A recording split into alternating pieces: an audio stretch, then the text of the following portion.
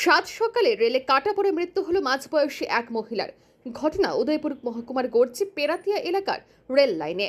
শুক্রবার সকালে স্থানীয় কয়েকজন ব্যক্তি রেল লাইন ধরে যাওয়ার সময় রেল লাইনে এক মহিলার মৃতদেহ দেখতে পান। সাথে সাথে তারা গর্জি ফাঁড়িতে খবর দেন। খবর পেয়ে ওসি শঙ্কর ত্রিপুরা, জিআরপির ওসি গৌতম দেববর্মা ঘটনাস্থলে ছুটে যান। সেই সাথে খবর পেয়ে ঘটনাস্থলে ছুটে যান উদয়পুর মহকুমার পুলিশ আধিকারিক নির্মাণ দাস।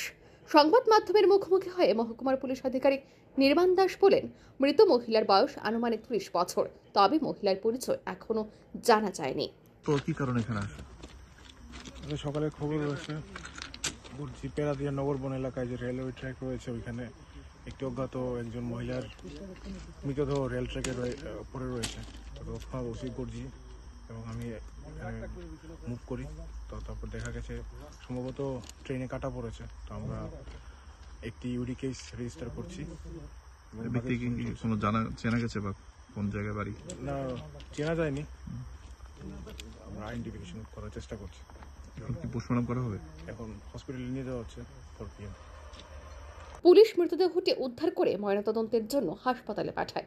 বর্তমানে পুলিশ একটি অস্বাভাবিক মৃত্যুর মামলা হাতে নিয়ে তদন্ত শুরু করেছে।